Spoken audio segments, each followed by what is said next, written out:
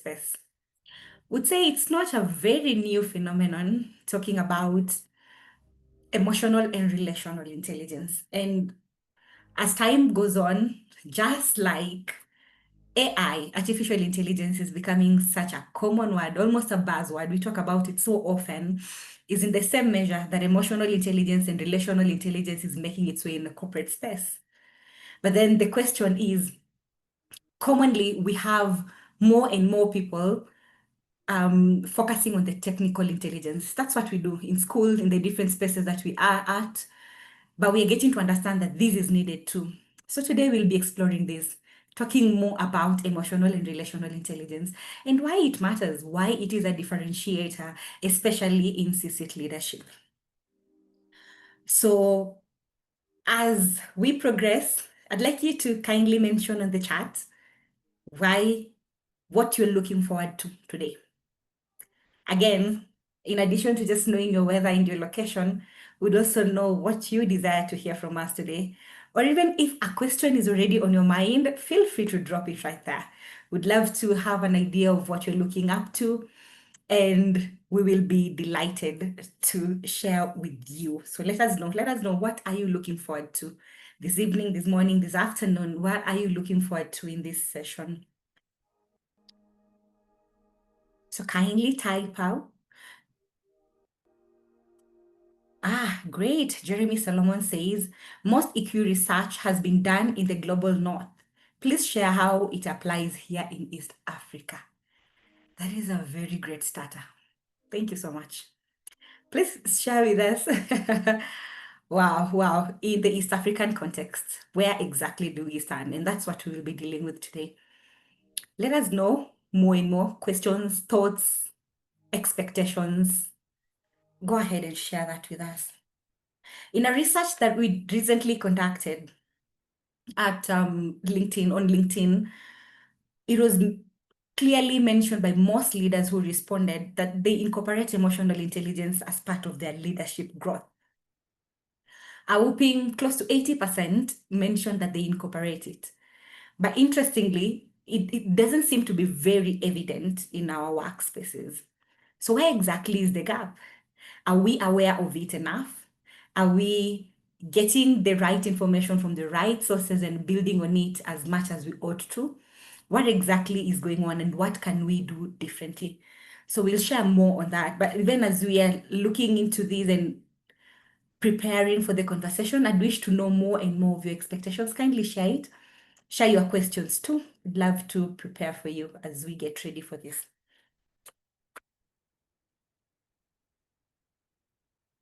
What are you looking forward to today? As you signed up and joined this call, what are you looking forward to? Kindly share that with us on the chat.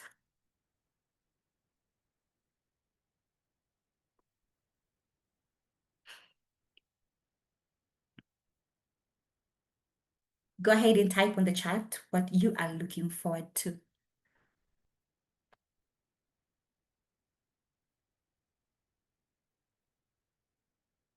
Okay. I'll move along and share my screen where we'll let you know more about our CDI-Africa coaching group who are bringing you this conversation to your screens today.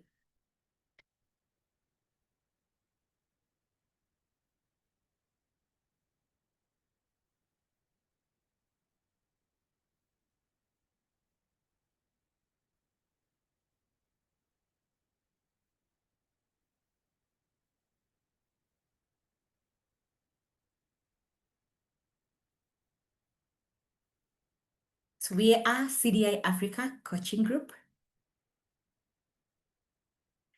a coaching, training, and development organization headquartered right here in Nairobi, Kenya since 2006.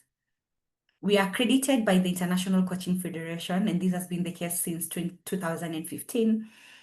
And our geographical reach is quite expansive. We have a global outlook, but African-centered and inspired. And this will also inform our today's conversation, just as Solomon has asked earlier, how exactly is emotional intelligence that has been researched away from Africa fitting into our day-to-day life, and especially in the corporate space in Kenya. So we do have two lines of service. Our scope of offering is coach training and development and coaching in organization. So coach training and development is on global certification accredited by the International Coaching Federation. So the diplomas are Global Diploma Professional Coaching, Global Executive Coaching Diploma, and Global Diploma Executive Leadership Coaching. And you'll hear more of the team that partakers of executive leadership coaching in this conversation today. So the Advanced Mastery Program is in Coaching Business Masterclass and Team Coaching Certification. And coaching in organization, number one, we have the Leadership Masterclass, coaching for high performance, lead and mentor like a coach, one-on-one leadership coaching, and team coaching. Thank you.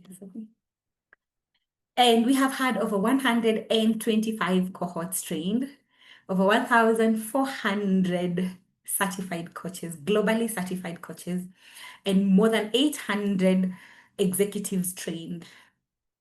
Over 30 countries where we have a representation, 30 plus countries, and 2 is the number of the recognitions as global expert partner in embedding coaching in Africa. And we pride ourselves to have been the home of the first ICF Master Certified Coach in the larger East and Central Africa region. So our track record, sure, we didn't say much about what we do and failed to mention whom we do it with. So this is just a small number of the organizations, companies, institutions, foundations that we've worked with: Strathmore University, Obama Foundation, Kofi Annan Foundation, World Vision, EcoBank, Sifao, Safaricom, Family Bank, Centum, Smart, Tan and Townsend, Women on Boards Network, ICA, Lion Group, Qual, Absa, Juhudi Kilimo, Standard Chartered Bank, Gatsby. I mean, we cannot really capture all the work that we have covered over the years and in the regions that we've been to. And it will be a wrap at this point. That's a wrap for now. So I'm going to stop sharing my screen. And at this point, I'm still looking forward to your expectations and your questions. So I see Daniel has mentioned that he's interested to learn more on emotional psychology to add value in team leadership. You are in the right place, Daniel. Thank you for sharing that. And Terry says, to get an idea of how to manage emotions at workplace without affecting others around me. That's a noble interest. And again, you are in the right place, Terry. Esther says how emotional intelligence looks like in real life, not just in theory. And that's exactly what the panelists are prepared for, to share their lives and their journeys and make it as real and as authentic as possible for us today. So thank you so much. I'd like to hear more. If any of you would love to share what they're looking forward to, it will be a great delight. And if you have the questions too, go ahead and share them. Would love to make these as interactive as possible, not coming to you and giving so much only, but also hearing from you a great deal, because that's how we sharpen one another. As we move along, I'd like to introduce something else.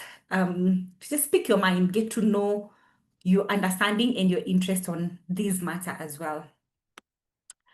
What do you think? Can a C-suite leader truly succeed without emotional and relational intelligence? So I'll go ahead and put these on the chart and give you the options that you can pick out from. Can a C-suite leader truly, that's a keyword, truly succeed without emotional and relational intelligence? So you can go ahead and pick. Is it A? Absolutely not. It's the real age. Or B? Yes. Technical and strategic skills are enough. Is that what you think? The technical and strategic skills are enough. Or C? Possible, but success won't be sustainable. And D? Unsure. I'm still trying to figure that out.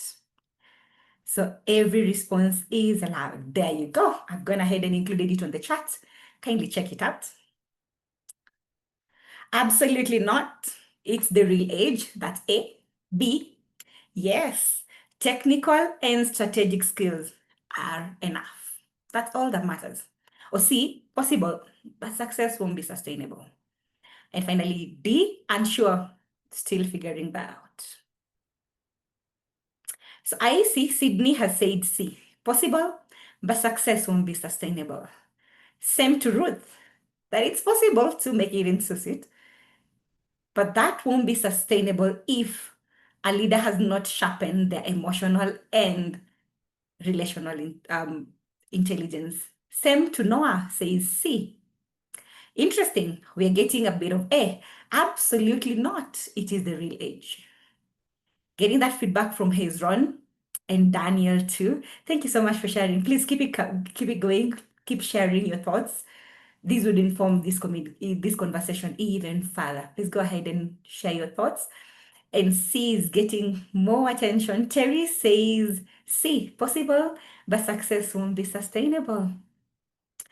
That clearly stands out for most of you, that it is possible. And I think we've seen it happening. We've seen leaders who bring to the table their technical expertise, their knowledge, and their understanding of the subject matter. But without emotional and relational intelligence, then at some point that scale may tip. But we will explore that further today. Thank you so much for your feedback. So we'll take note of that. That most people on this call believe that possible, but success will not be sustainable. And Esther has stamped that. So I'll finish it right there and go ahead to dive deeper into the conversation. So to get us started, I will introduce the moderator. This is Sarah Acheng Ogola. Sarah is the Chief Growth Officer right here at CDI-Africa Coaching Group, and we're truly delighted to have her as one of the leaders in the organization. And I'll let you know more about her. Sarah is a life and leadership coach who believes that every individual carries treasures within them, hidden in the discovery of their unique talents and wiring. So her over 12-year career in both nonprofit and corporate sectors gave her first-hand experience of the demands and opportunities of high-performing organizations.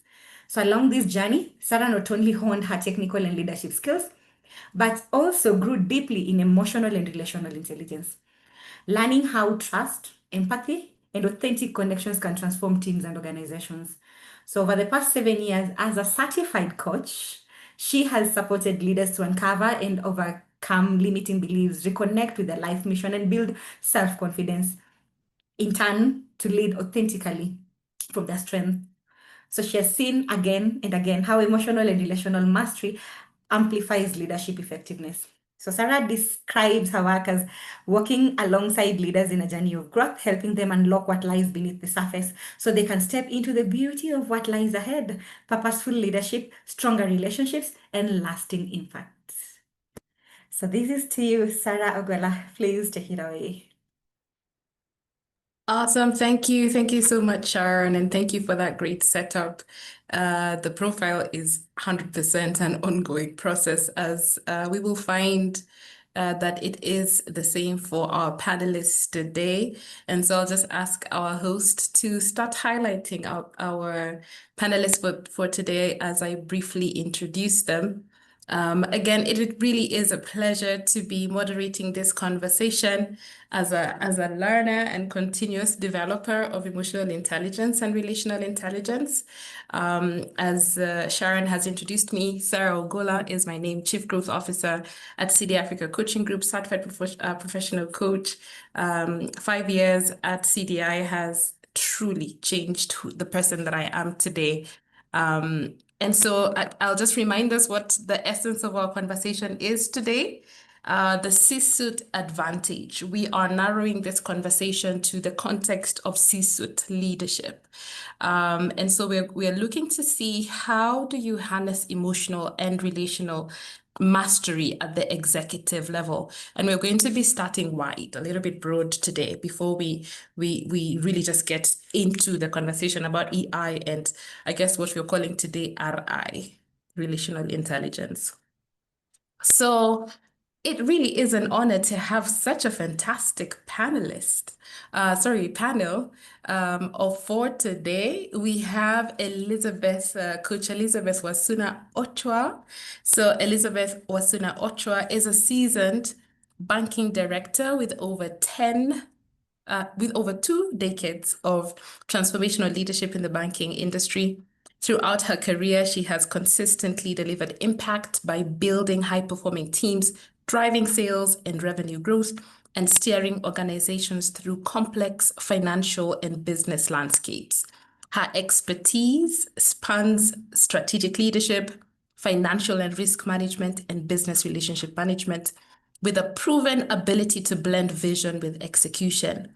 Elizabeth's leadership is anchored on academic excellence, holding a Bachelor of Science in Business Administration and an MBA in Marketing and Strategic Management from the United States International University. Beyond her banking career, Elizabeth is also a credentialed ICF executive leadership coach. She integrates the principles of coaching into her leadership style, empowering teams, nurturing resilience, and unlocking potential at every level of the organization. Elizabeth is passionate about inspiring others and continues to shape not just business outcomes, but also the leaders who drive them. So welcome to the discussion today, Elizabeth. Thank you so much for honoring us with what your journey has been. We look forward to diving into what your perspectives are on this conversation today. And so I will proceed to introduce Coach Mary Kinyua, who is a seasoned HR.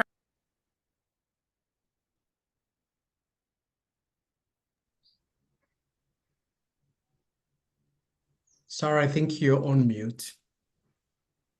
My apologies. So as I was saying, Mary Kinyua is a seasoned HR practitioner with over 20 years of experience, widely recognized for her belief that sustainable business success is built on strategic process optimization, ethical leadership, and collaborative knowledge sharing. Guided by this philosophy, she champions a balance between people, profit, and planet. Beautiful quagmire there. And she creates workplaces that deliver both growth and meaningful impact on local and global scales. So Mary is an ICF executive leadership coach and a certified emotional intelligence practitioner, currently pursuing her PhD dissertation on the role of employee feedback and leadership capabilities in performance. She continues to deepen her expertise in the dynamics of human potential and organizational excellence. Her contributions to leadership and HR have earned her wide recognition, including CHRO of the Year Global, Sustainable Workplace by HRO USA Today. She also has had recognition as top 25 most powerful women in C-suite impacting businesses by Business Monthly, East Africa 2021.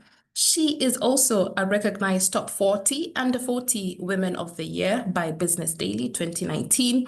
And last but not least, second runner-up HR Director of the Year by the Institute of Human Resource Managers, Kenya 2019. So beyond her professional achievements, Mary is a proud mother of 2 and finds joy in hosting and creating meaningful connections in her personal life.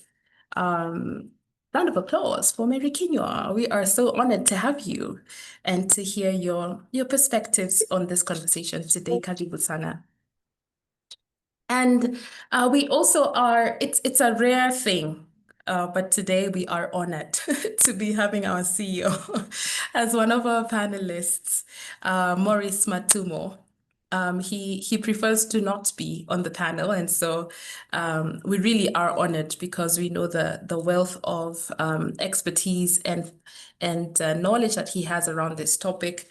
So to introduce Maurice Matumo, he's a dynamic and self-driven leader with over 22 years of experience steering financial institutions across Kenya and East Africa. He has been recognized severally as a peak performer, and he has built a strong track record in business development, agile transformation, strategic leadership, change management, high-performance team leadership, and product and channel innovation. Beyond his technical expertise, Maurice is deeply committed to inspiring people and cultivating collaborative cultures that unlock both individual and organizational potential. Maurice has served at senior leadership and board levels, where his ability to balance strategy, with relational intelligence has been a catalyst for transformation. He's also a certified executive leadership coach, a credential that reflects his passion for developing others and creating impact through coaching. I never get tired of saying this. Maurice, you have blessed us as an organization. We are the happiest team in the world to have you as our leader. You really are good to us. And so again, it's an honor. It's an honor to be having you as part of the panel. I really am making you uncomfortable because I know you don't like the affirmation and the accolades, but we give you the flowers when we still can. And so that's the beautiful panel that we have today.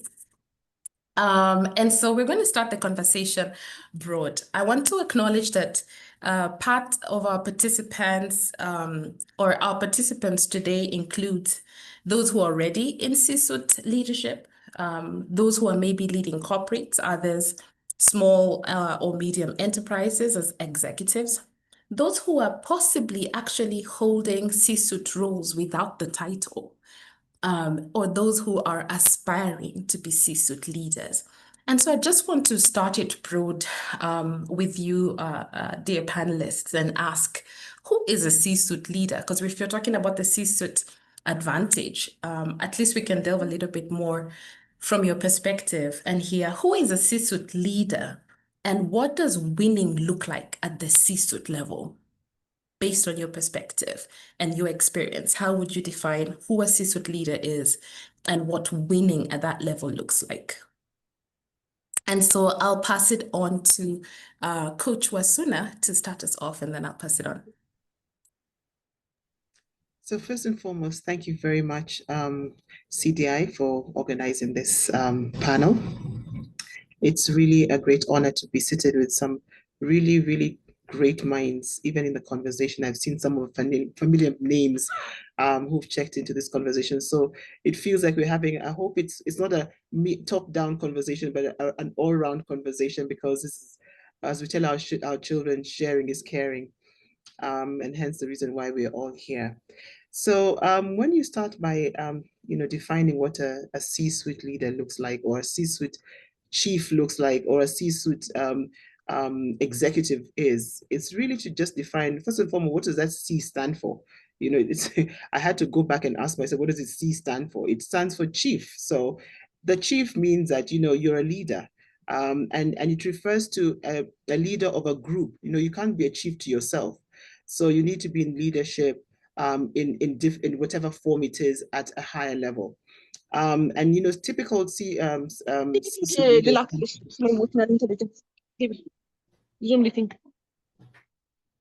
sorry, I'm sure somebody needs to mute there. So C-suite leaders tend to be CFOs, you know, CEOs, operational leaders, marketing leaders. But more so, even if you don't have that the C or the formalized leadership, as we had, you know, as Sarah had mentioned, it's one who has leadership from a visionary perspective, a strategic perspective, you know, influential perspective, is accountable to somebody or an organization, is collaborative at that level. So I'd pretty much open it up, because as you say, SMEs also do believe they are at the C-suite level. So it just means that there is a wider view other than just assuming that it's from a CEO level. I'll pause there for that particular piece. But to the second bit of the question, when you say, what does winning look like from a C-suite level? Because there's losing, and I'm not speaking about losing, but winning. Winning really speaks to, you know, a C-suite leader has clarity of vision and strategy. That is expected of a C-suite leader.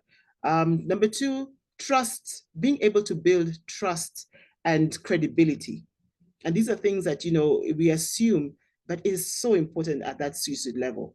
The third one, I think, would speak to resilient, and a resilient person in a very turbulent, you know, we've been through such turbulence in our environment, and we start to see who are real C-suite leaders in environments where there's a lot of problems, and perhaps sometimes one problem after another. You've seen leaders who've fallen through the cracks after COVID. You know, then there's all the disruption in the industry, you know, and it continues as. So being able to see what kind of C-suite leaders, how they show up at that level speaks to that piece. C-suite leaders also are adaptable. You know, having been through all this that we've been through the last couple of years, adaptability is one of the key, pieces that is expected from a C-suite leader. So Sarah, I'll stop there because there are many traits, but I think those are the few that come to my mind as you define what a winning C-suite leader looks like. Oh, great start there, Coach Wasunna. So are you visionary? Are you strategic? Are you accountable and collaborative at the top level? And if you're winning, you have clarity of vision and strategy. You are building trust and credibility. You are resilient and adaptable. What would be your builds to that, Coach Mary? So remind me to go after Elizabeth next time, so that she doesn't take everything away from me.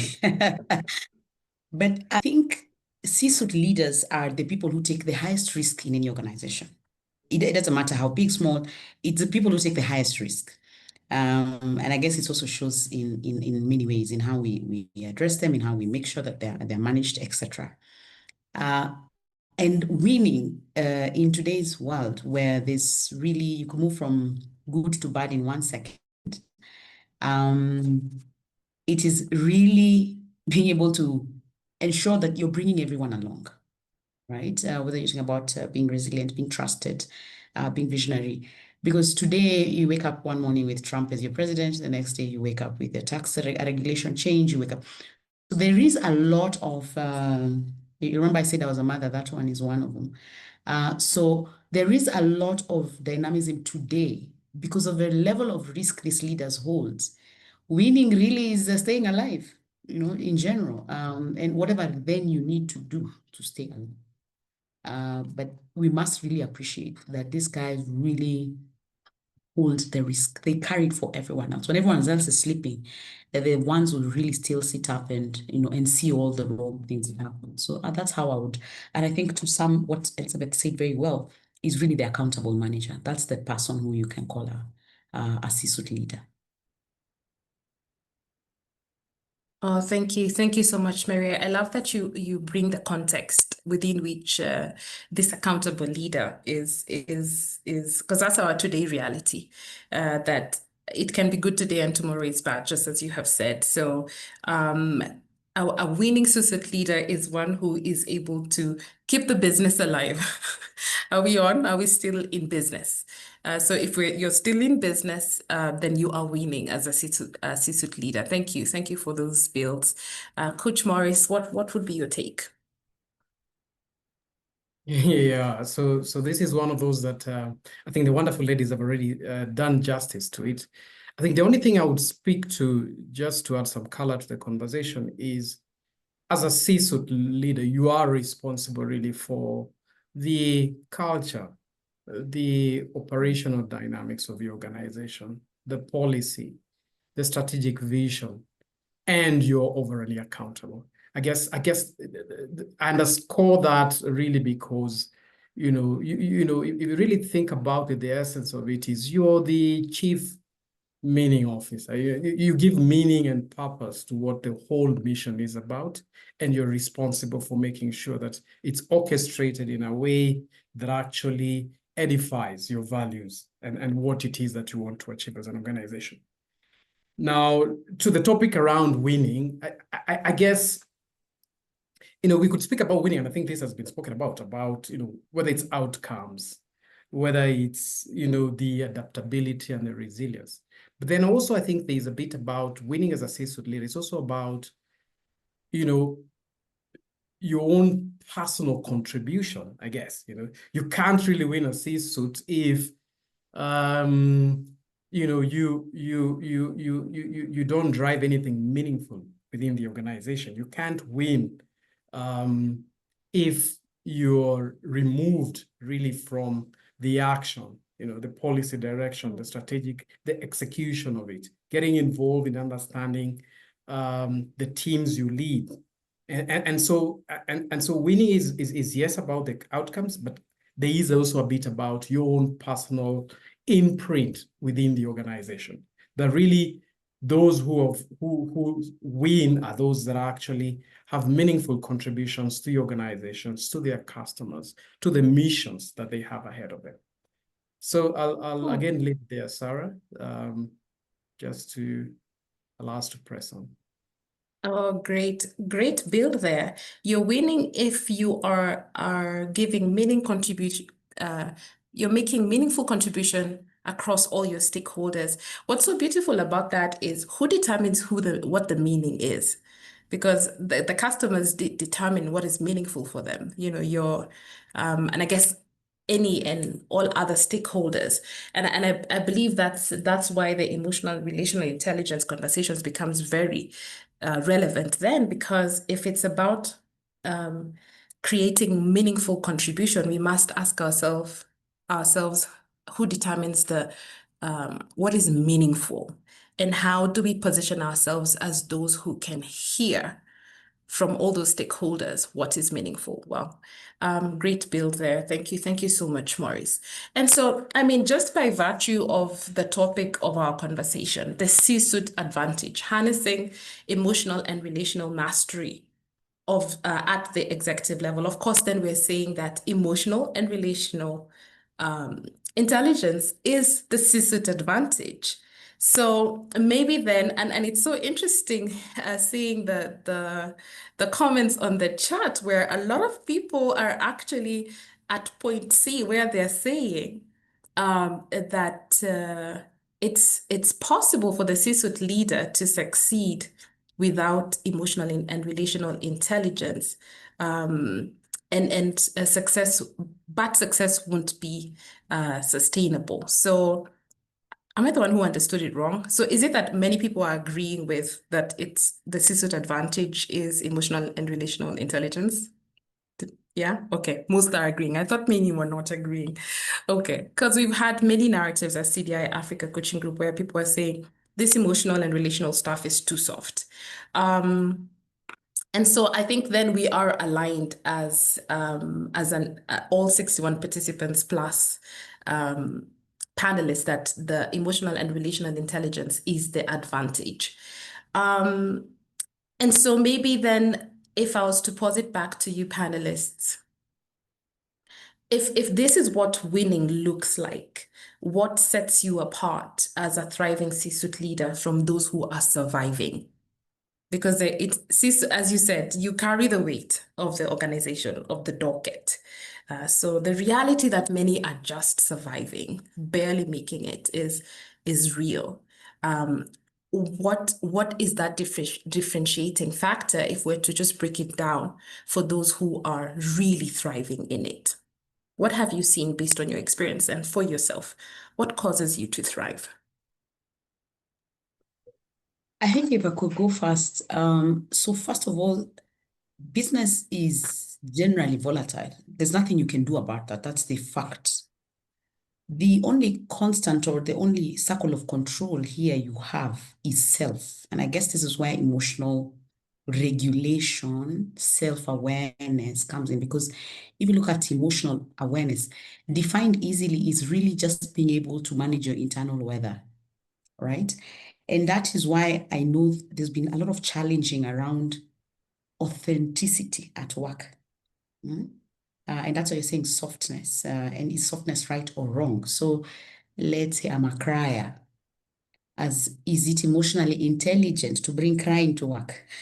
So that then I'm authentic? No, I'm a crier. No, I want to bring that to work. So I think for me, it's first the skill of managing that inner weather, but most importantly, the skill of contextualizing the weather to the place of work. So my weather inside is, I don't know, lack of joy or something. But the context of I have just posted good results at work then requires that I regulate my inner weather.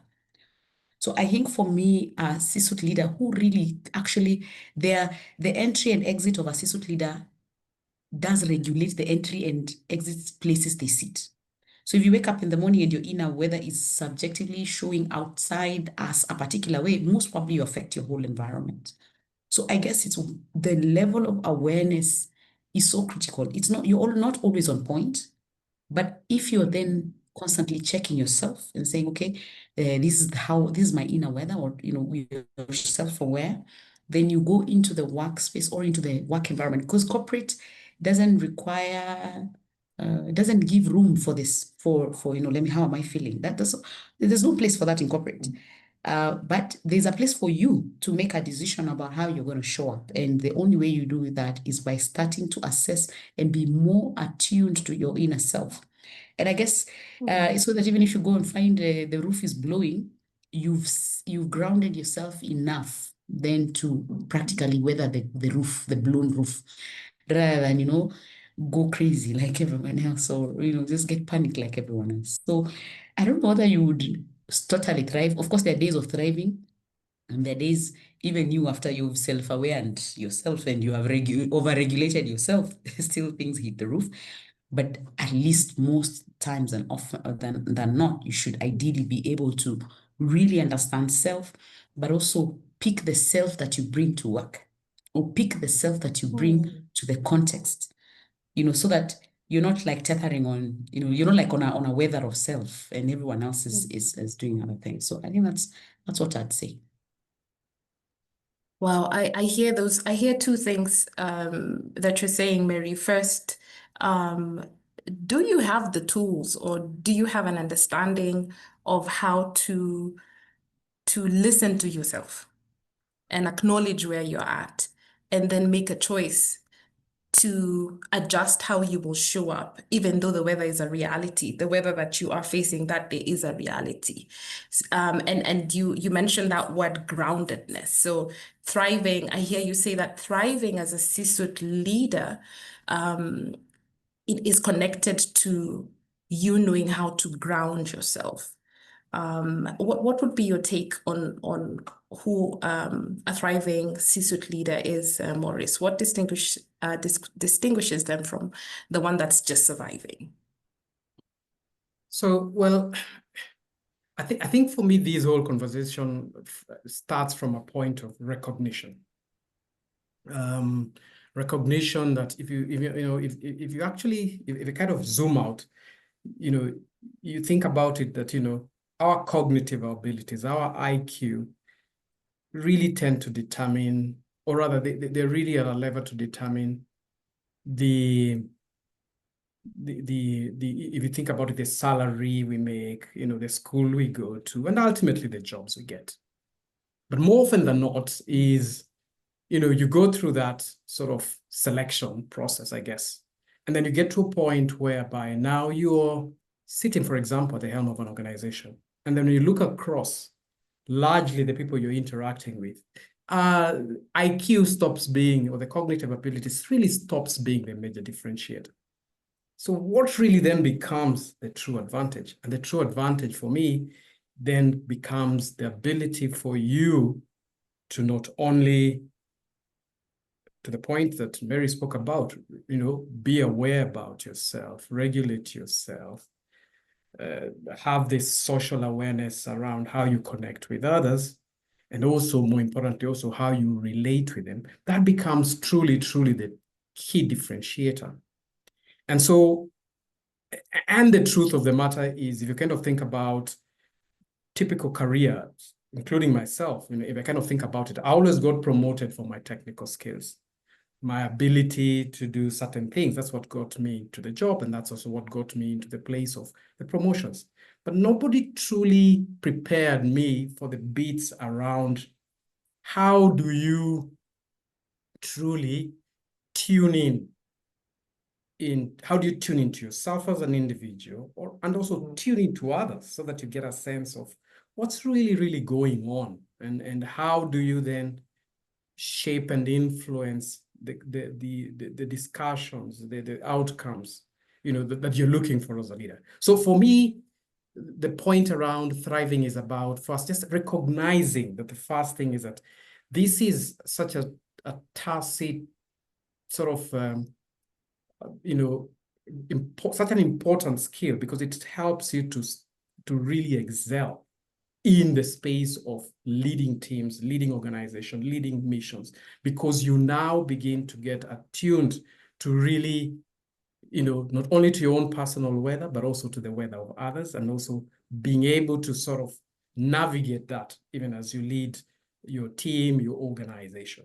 So that's what I see really from a point of what differentiates those that thrive, that it comes from a point of recognizing. Once you recognize it, then of course there's a whole process of identifying the spaces that you're not doing well, and then figuring out how do you want to be supported so that you can get to a place. If I could just share very little, Sarah, at the risk of dominating, is to say, in my experience is nobody really sat me down to talk to me about the need for me to build my own emotional intelligence. I think I was so focused. I mean, I was very clear in my early career and even moving through the ranks, that what was going to determine where I was going to move next was always going to be about my outcomes and what I would contribute and what I would bring to the party. But then as I moved up the rank, I came to a realization that doing the work was not just enough. I needed to sort of not only do the work, but also be seen to be doing the work. And to be seen to be doing the work meant that I needed to also be in spaces where influence peddling, I don't know if that's a good word, that I'm in the right spaces, that I'm actually speaking about what we are doing and what we are trying to achieve, and expounding on it. And that then becomes, that's when I begin to realize that, this is an important skill that I need to master. And it requires that I step out and sort of figure out, how am I going to do this? Because as an individual, I was very, very socialized to believe that, and this maybe from my school days, going through my early career, that's what mattered for me was outcomes. Everything else was schmooze. Nobody cared about that, but it was about outcomes. So let me stop there, Sarah. But yeah, let me leave it there. Thanks, Maurice. And you've really underscored what Coach Mary has said. Tune into yourself first, and then learn how to tune into others. But from the totality of what you're saying, I'm actually hearing an invitation to the C-suite leader who's on this journey, that there seems to be a step of acceptance that the technicality prowess is not going to get you over the edge. It's not the only thing that's going to get you over the edge. So it's almost like it's a tag, because this is the thing that has consistently been affirmed.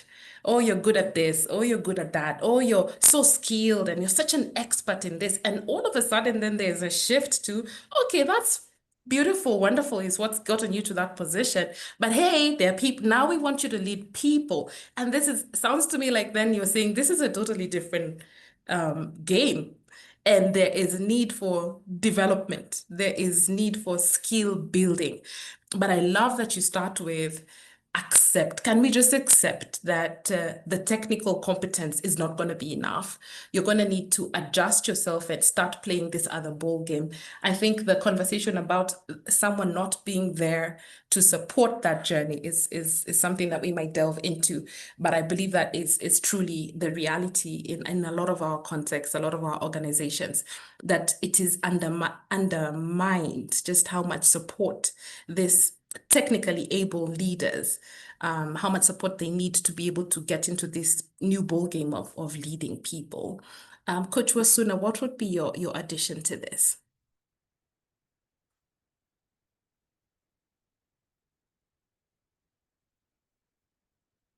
Or did we lose her connection? Seems like it. Oh, okay. I was so ready for the juice. Really looking sorry, forward. I really was also looking forward. I wanted to really hear what Okay, so maybe Sharon, Benson, you can help us get back Coach Wasunna, and I'm sure we can still pause that question again for her build. So thank you. So then, in essence, we are in agreement that there is a higher requirement beyond technical expertise, and so this is a point where I request for some vulnerability to hear from your stories. What has been your journey as a C-suite leaders? At what point of your career did you realize that this is a must-have and this is the advantage that sets you apart? At what point did you realize, and what has been that context? What was your before realizing this is what I need? Because Coach Morris just spoke, Coach Mary, I would just have to put you on the spot again as you went to work. When do Yeah. you realize it? Like when do you When did fix it you down? when did you as Mary figure it out? Oh wow, like I need this ability to connect and tune in with people. And what was your before and what has been your continuous journey? Okay, so maybe I can say the day I realized it, I didn't know it is called emotional intelligence, right? So you remember this word has just come to us a few years ago.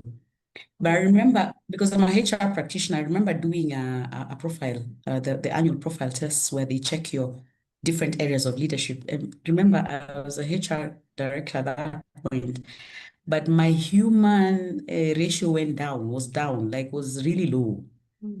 So it was really saying I don't have enough humanity, or I don't know, human touch or something like that. But I was the HR person. Like, how can a HR person not have the human part?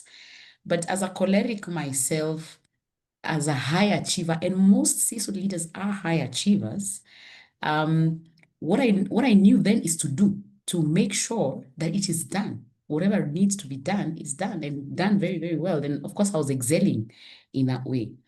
But this actually triggered the not doing, the being. How then do I convert from doing to being? That was my first trigger.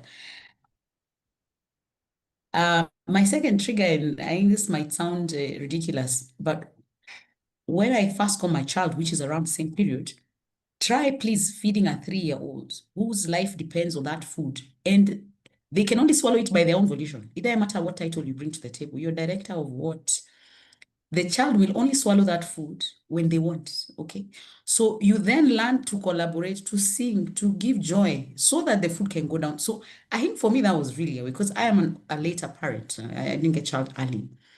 So I was like, wait, a 3-year-old is going to humble me enough, to really sit with them for an hour, to finish 5 spoons, which really they depend on. Their life depends on it. And completely changed how then I see people, more as a collaborator than as an instructor. Because the 3-year-old doesn't care what your title is at work. You show from director to mother, and they will eat at their pace. So I think for me, these 2 incidences, and that's when I actually got into the watching through CDI, which I'm very proud of you guys and what you've done. And this is where it actually started shifting the conversation in me. And I realized it's okay, you can run, but maybe you don't have to run. The result will be calmer, better, with the same technical expertise, but at a much more holistic way. Again, I would never post myself as the poster boy of this emotional intelligence things, because like I said, corporate is rough. However, at least most times I am conscious to bring the being to work more than the doing. This gives me a lot of grace also. It helps me extend grace. Like I said, most C-suite people are high achievers. They're good at what they do. So really, they don't get it. Why is everyone not doing it? Why can they do it? It's so easy, So it's very easy for you not to extend grace. And that's why the part of being becomes relevant, the awareness that I am a high achiever and that my standard might be higher than normal. Therefore, I might need to kind of calibrate a few things, but also work with everyone else. So I would say it's a journey. And I was saying in the last call when we talked with you and Elizabeth, it's almost like every day you learn something new. Okay, now today you're leader, you must listen. Oh, okay, now a new skill for leader is, okay, you must talk. Okay, the next skill for leader, you must. So it is not a one-stop journey. And I feel like you have to look at all the tools, figure them out until you get yours. But you cannot just say, okay, now I'm emotionally and I'm emotionally secure. But also when you're triggered, to have the grace yourself to go back. That's what really was the trigger, and that's the tool that really is supportive. What triggered me in this specific one? What is it I was able to not regulate? And then now you go through the process of actually trying to correct that, so that the next trigger, this is not the next trigger, it's perhaps a different trigger. I think also what I wanted to say is context. Remember, everyone brings a context. Whatever the context is, you have your context, which is what we say is the bane, is what underlines a coaching session. Because a coaching session is not a guiding or mentoring or telling session, because I could tell you everything right, but your context is so convoluted that this telling will not work. So as leaders, we must guide, review our contexts. You know, whatever that is. If you look at the sphere of man, if you look at our circles of influence, look at those contexts very well so that it doesn't come to affect your how you appear or how you're being, or it doesn't inform how you're being in a negative way. So that's ideally what I would say. Oh, great. Thank you. Thank you so much, Mary. So I hear you highlight awareness, that you've been on a journey of awareness, and it took you receiving feedback, which I think is a big component of this conversation, that this feedback you received from your baby as director of mashed potatoes, that you can't force this down my throat. I'd have to buy into it. I have to buy into this meal that you have positioned in front of me. And I love how, because that shows an aspect of listening, because in that moment it looks like it was a real life experience that forced you to listen, even from someone who was not speaking. And I'd love to attribute that to perhaps your coaching competencies. So I hear awareness of how I show up. I also hear awareness of what my context is and how my context is influencing my day to day. So thank you so much for that. Welcome back, Coach Wasunna. We were so eager to hear your previous response, and so before we go to Coach Morris, I'm just gonna allow you to answer the previous question, if that's okay with you. But because the question that we're dealing with now is, what has been your journey on this quest of mastering and being better at emotional and relational intelligence? Yeah. So thanks. Yes, I was really gearing to speak, and then boom, something went wrong, and I was panicked. So now I'm logged in 2 devices so that if one goes down, I'm ready. It's part of being aware. Yeah. But I thought it just to break it down, because sometimes we speak about, this self-awareness as something that is, a bit removed. And I think for me, my journey in leadership just spoke to the fact that, first and foremost, a technical competence it can take you to a certain level. And then when you need to deal with teams, and you don't get to choose sometimes the teams that you work with, requires you to go to another level. And some of it you learn because you have a good leader, but some of it you also have to figure out on the job, and that's the hardest piece. And I've seen, as we walk the journey to leadership and top leadership, you find that along the way, I found it along the way that some people you get along with, some people you don't, but yet these are competent people because they've gone through interviews, they're all stacked up in your team. There are people who can enable you, there are people who can bring you down. So the question became, how do I become a better leader? How do I make sure I tune in to the different profiles that are put in my team? And that led me down a path of, first and foremost, do I know who I am, how I show up, and why I show up the way I do? And for me, that was really critical. And sometimes for me, it was difficult because initially I was like, what is this exercise about? This softness? What is this that I have to know how I show up and why I feel the way I feel? I mean, who cares? You issue instructions because you're the leader and you move. But along the way, you figure out, because of that attitude, because of your profile, because of the way you are, you might injure people along the way. And there are those who are, of the softer, those who hug trees, we always call them. You hug trees and you like to know about the weather, and you don't speak to them in the same way you speak to the leaders who are aggressive and driven. And so I started the conversation of finding out who I am and how I show up and how people relate around me. And when I figured that out, I started to say, okay, fine, there's certain aspects of my personality that I dialed up very hard, and there's some that are quite low. So how do I make sure that in a work environment, I'm aware of how I dial up and I dial down? Because the reason why it's important is, if you're a strong character and you're the kind of person who walks into the office, forget about greetings. You just want to get things done. it's not a bad thing if you're in an organization that is hard pressed, you've got things to do, deadlines and everything. But it also speaks to, because you have a team of people who are more of the huggers of trees, people who are more sensitive, then you must walk in knowing that you need to greet people. It doesn't take anything away from you, but because that's how you show up, it's essential to be able to dial down and make sure you're doing the right thing for a team, a team effort. Because once you've injured somebody at the beginning of the day, believe me, you won't get anything out of them from a productive point of view. So that self-awareness became a critical piece for me from a leadership perspective. And the more I knew the team that I had, because we also took them through the profiling, just understanding how they showed up, what are their strong points. It then helps you figure out how you communicate with them day on day to get the best out of them. Sometimes getting the best out of them means being empathetic. If they come in and they start telling you, how their dog is not feeling well, somebody in their family is in the hospital, somebody needs you have to be able to be empathetic. And if you're not, because you've got deadlines, you will miss that person and you lose them from a team perspective. So self-awareness, knowing how to self-regulate, making sure that from a leadership perspective, you can be empathetic, you can be influenced, you influence them by understanding what are the things that help them tick. And then finally, making sure that you're resilient. Sometimes, let me tell you, this self-awareness thing, how tough it is, and in a tough environment.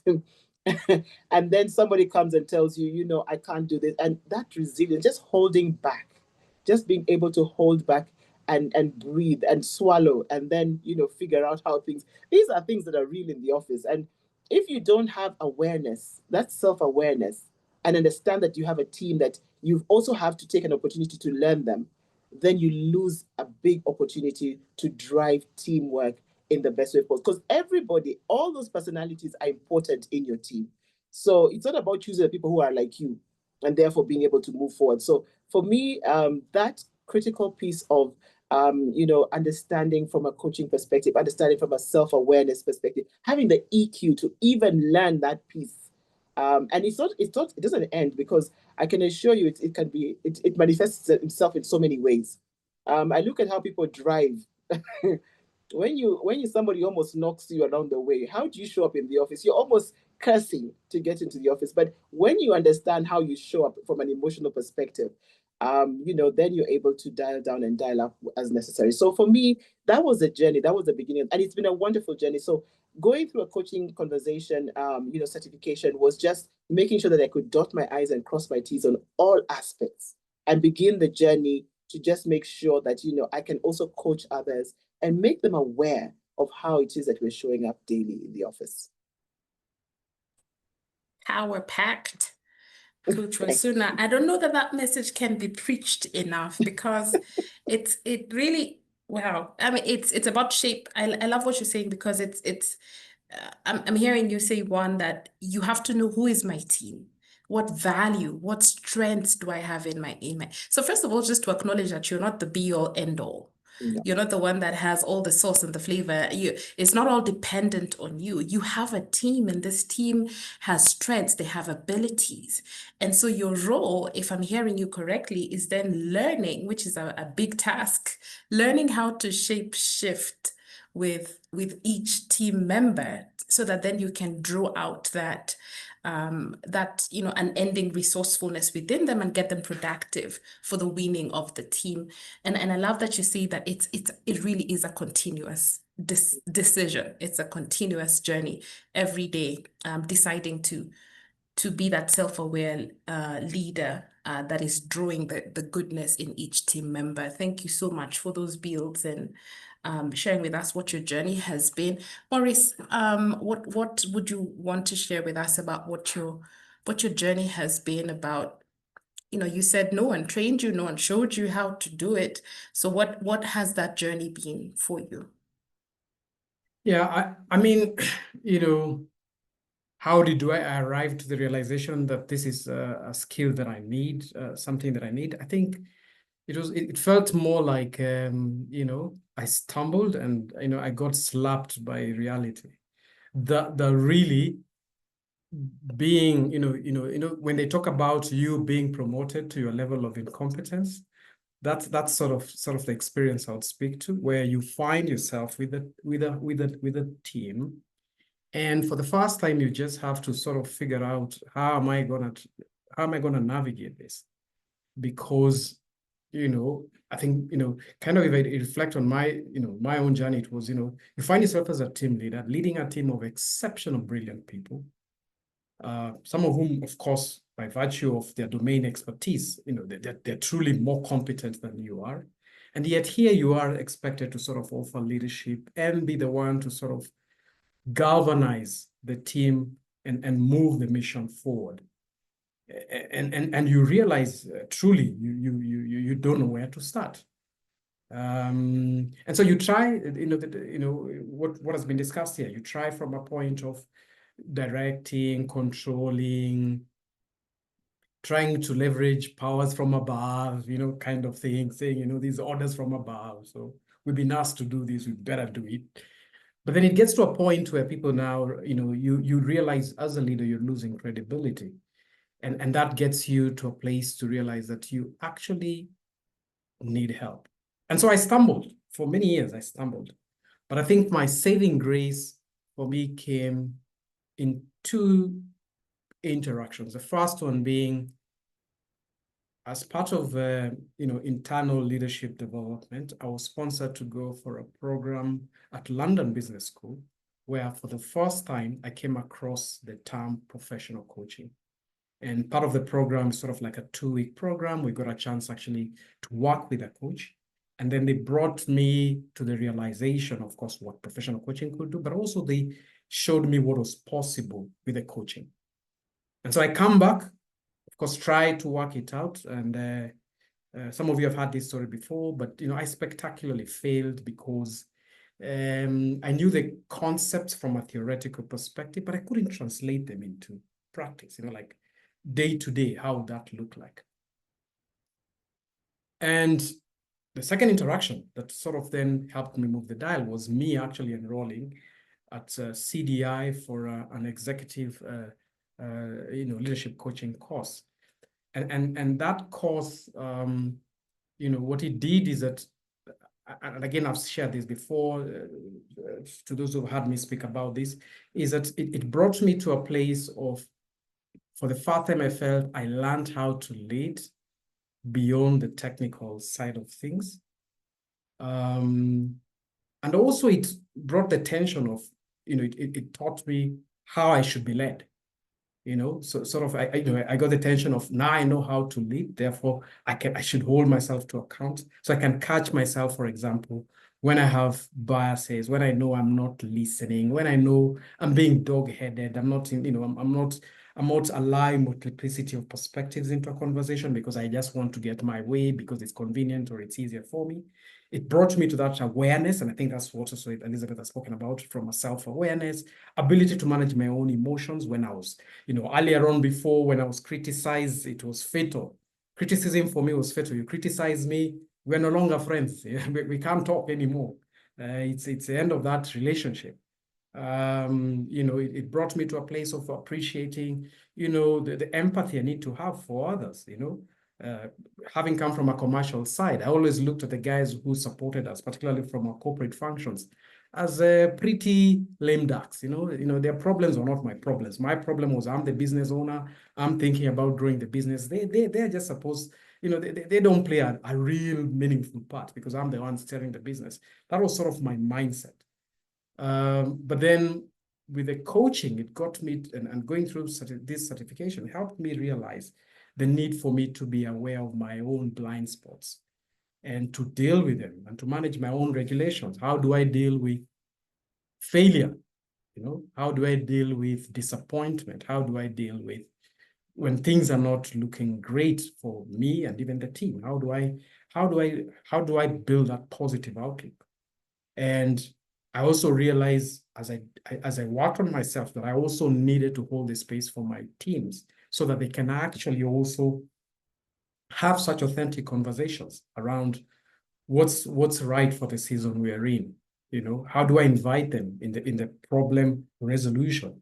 and in steering our way forward. So that's how my journey has been, Sarah. I could share a little bit much more about it. It's actually, you know, the more I think about it, it feels like a yeah, very dramatic movie. Maybe I should film it. I should film it Oh and maybe man. share it at some point. But it was through Yeah. stumbling, falling. But I think a big part of it was the coaching piece really helped me bring it all together and see the gaps that I have. And even today, truthfully, is that I do have my shortcomings, but for sure, one thing I can vouch for, there is self-awareness. I can tell when I'm off the wrong tangent. I can fail when I'm not in tune. And that helps me to sort of reset and get myself back on track. No, thank you. Thank you so much, Maurice. For a moment there, I felt like you needed a virtual hug.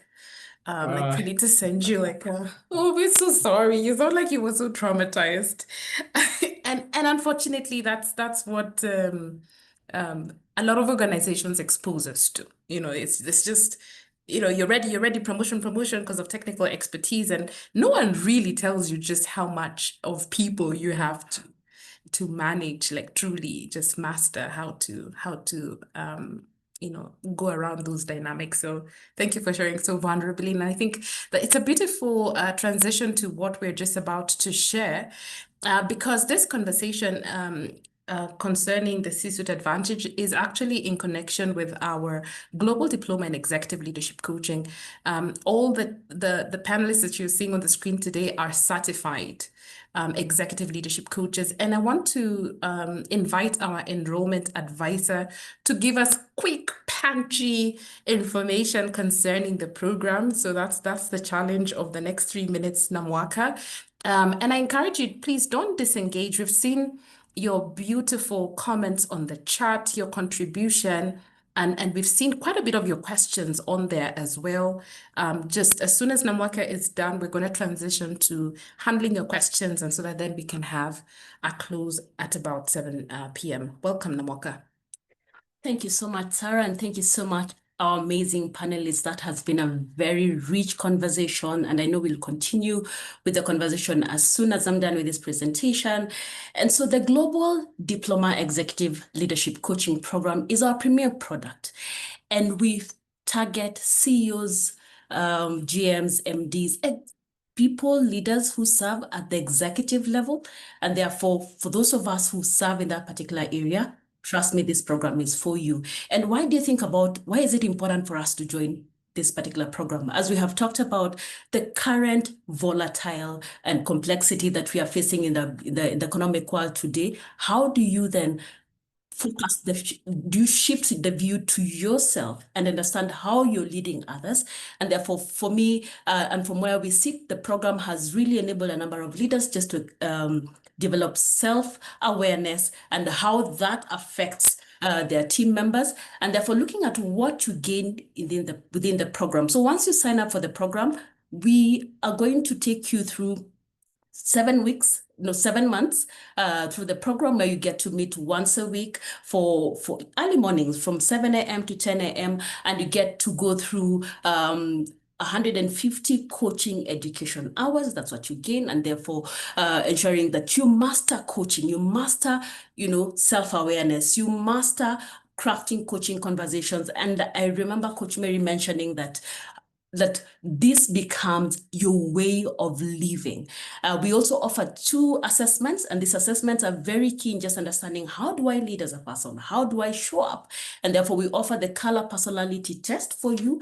And then we have the emotional intelligence profile assessment that we offer. And apart from just offering the assessments, we have an opportunity to debrief and just get to understand. So these are my results, and this is how I show up, and what areas should I adjust in. Apart from that, there are 6 sessions of personal executive coaching, that is one-on-one sessions that you get to go through. Quite intense, quite profitable for you as a leader.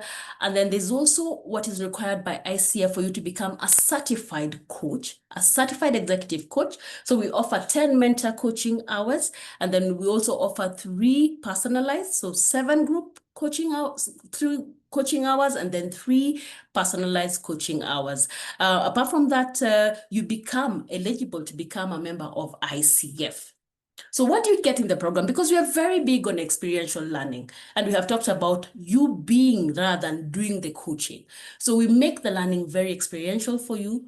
We ensure that you have the right materials. So wherever you are at, we'll make sure that you have the copies that you need for your sessions. We've also talked about personalized coaching sessions for you, mentioning 6 to be precise.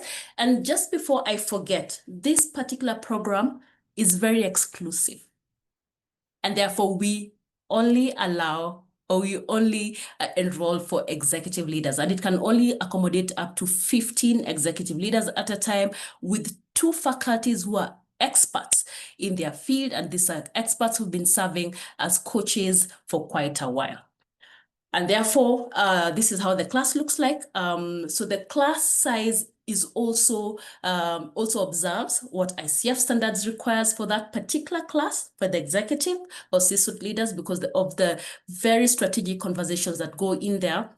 And then we also offer the classes are run virtually. And then we also have sessions where we have physical sessions, and those are communicated to you. As mentioned earlier, the program runs for 7 months.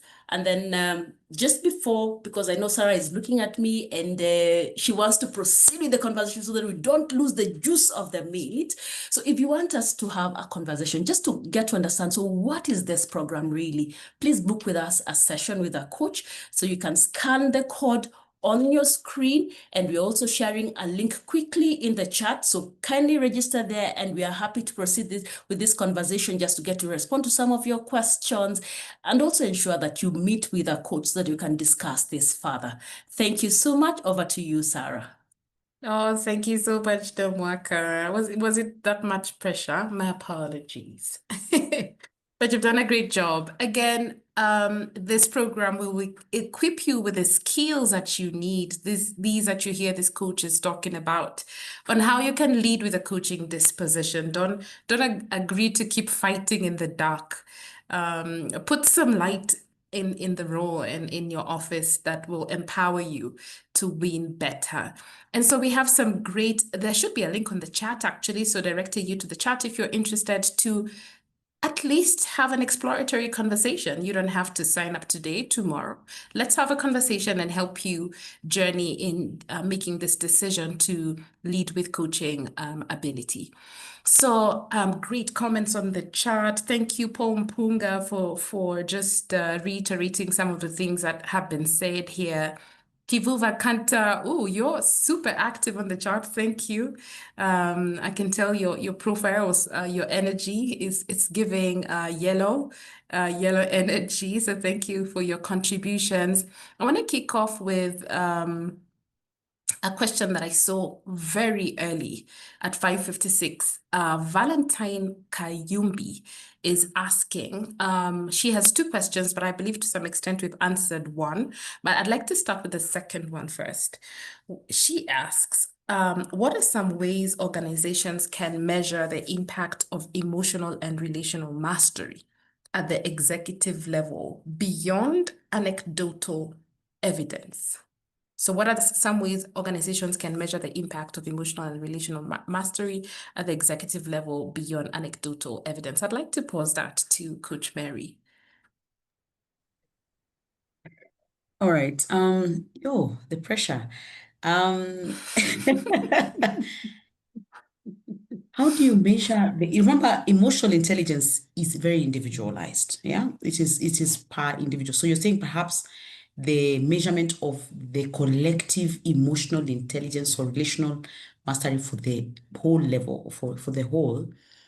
I think one good indicator would be the culture of the organization. Remember, this group is in charge of setting tone of an organization. So assuming you have a cool boss like Elizabeth doesn't, is when you come say, oh, my dog is dead, they're like, oh, let's hug trees. So assuming you have that and you have a group of them, you can imagine the tone of the organization. So I think this would be a good thermometer to check the temperature of this particular mastery. And it's really the culture. How do people relate? Because, you cannot be screaming downstream when the upstream is, relaxing and cooled off. So I think culture would be a good indicator of it. But let's not forget that the EQ is really personal. It's very personal. So whilst you could preach it, or you could have an EQ forward organization, some of them will catch on, some won't.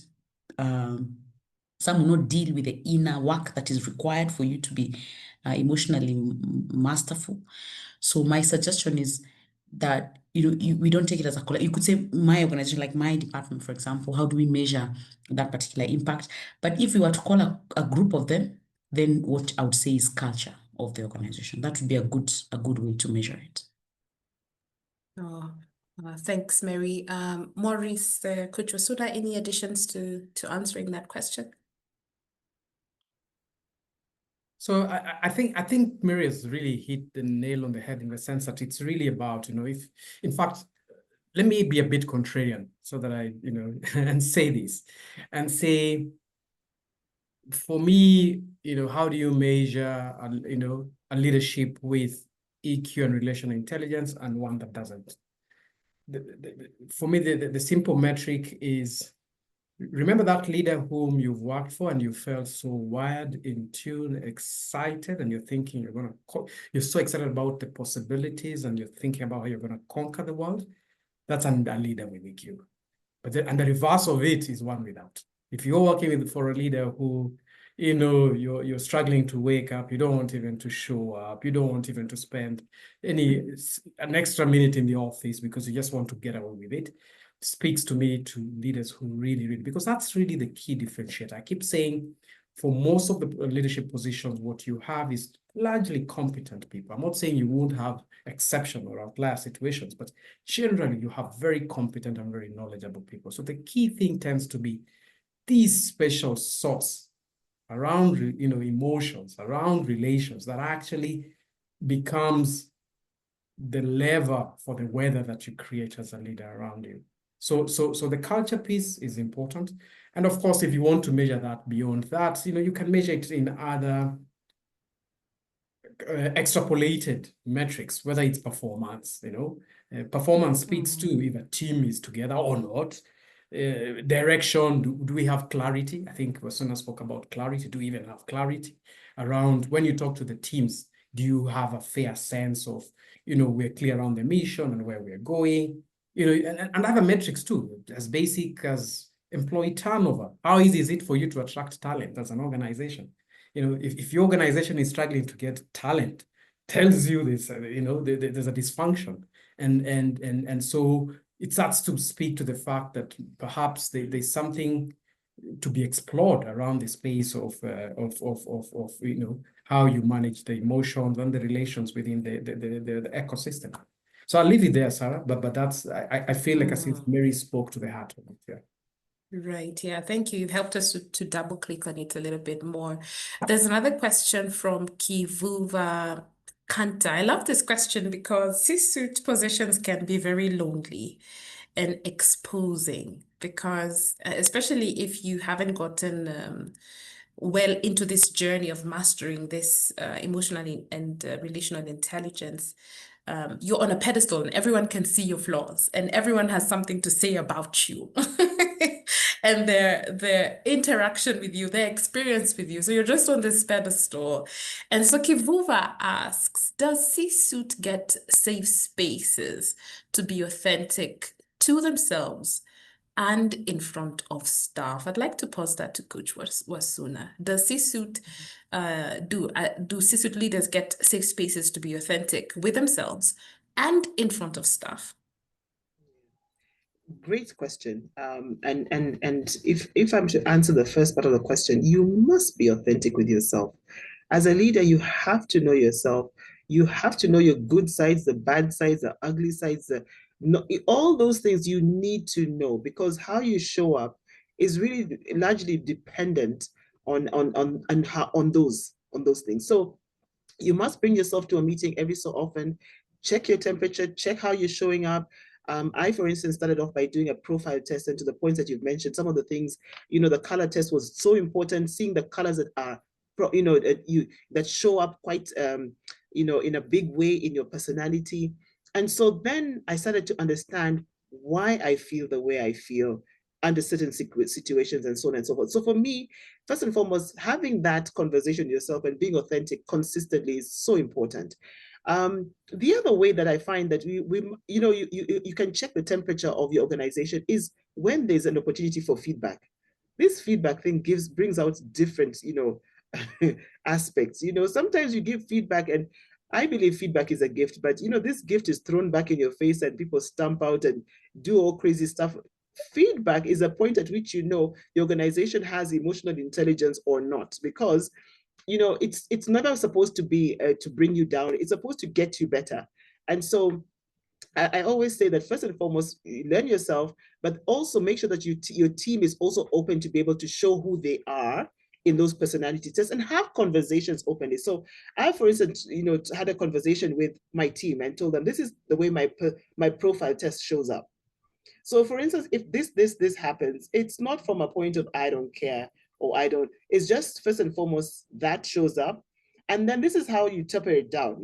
If you come in, this is the things that you can help me also, dial down and allow you to also, move forward. Team leaders are not always supposed to be the people who talk all the time. You have to be able to keep quiet and listen.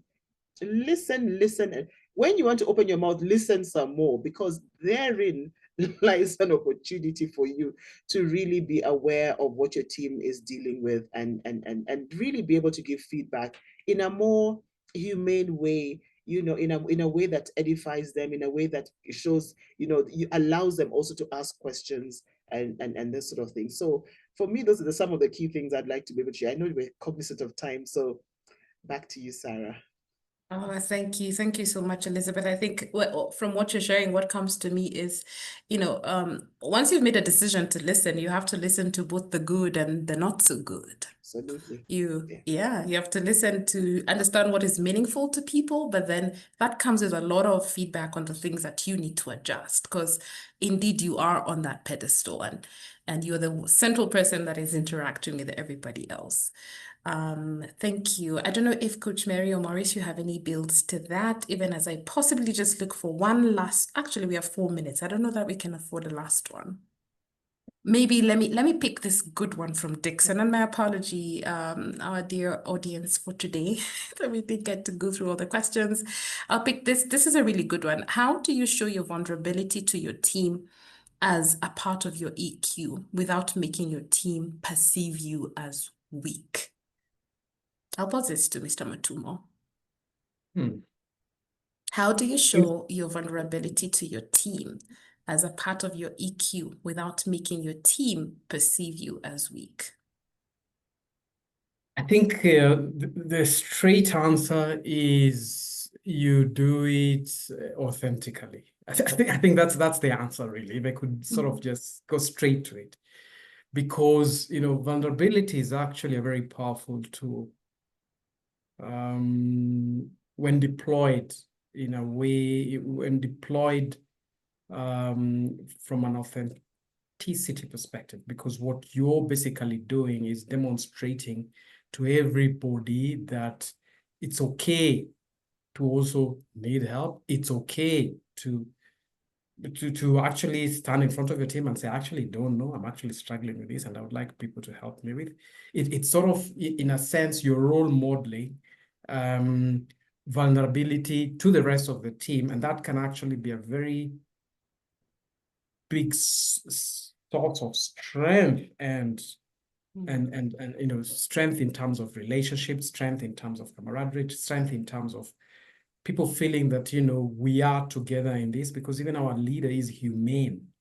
The truth of the matter is, I hear, and it's, maybe there's a place for it. I mean, I don't want to say there's a right way and a wrong way, but truly, I've always felt that when I've been in a position to sort of position authentically to the team a challenge that we have, and I feel that, we need to sort of confront, and I possibly don't have the right answers, which tends to be quite a lot of times, I sense that it brings the best out of my team.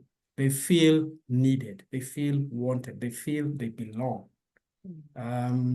So Dixon, I'm not sure I've answered it to the depth that you want, but for me, the underlying word is, if you do it authentically, if you do it from a place of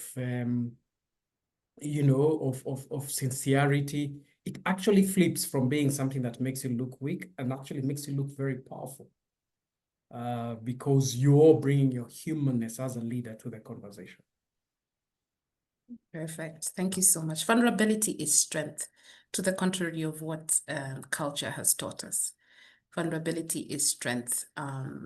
Thank you for that comment, Mr. Matumo. And so we'd like to close off with parting shots. Thank you so much, our panelists, for your wisdom, your experience, your vulnerability. I have 100% enjoyed the conversation. Would want to log out in the next 2 to 3 minutes, or shall I say 5 tops. But I'd like to close off with a parting shot. If you had one quick sentence to close off this conversation in encouragement to those who are tuning in today, what would that sentence be? And I pose it to Coach Wasunna, then to Coach Mary, and lastly. Thanks, and great opportunity to have this conversation, really, and with the panelists as well. I think my parting shot would be, it's a great opportunity to learn, unlearn, and relearn. That is it. Thank you. To you, Coach Mary, what would be your parting shot? You know, coaches are talkers. Did you hear Maurice? I'm surprised. Elizabeth has really nailed this one. So first, I think as a leader, already leadership, I say, is a yoke. It's a heavy burden. It is, of course, service more than anything. And also to be extremely gracious to themselves.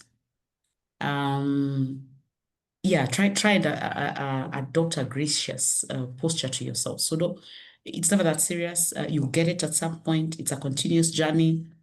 So I'd encourage all leaders to walk with a lot of grace over themselves. And just know that it's a journey, and you have to keep walking. I don't think any one of us arrived.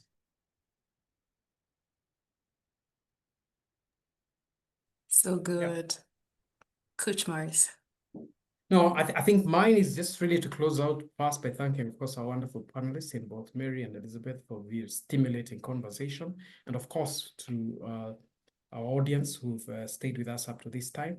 And then really just to say that, if you're on this journey and you're looking for support, you don't need to walk this journey alone. And so for me, just really to extend the invite to you to reach out to any one of us, and we can have a conversation around how we can support you within the context of the journey that you are.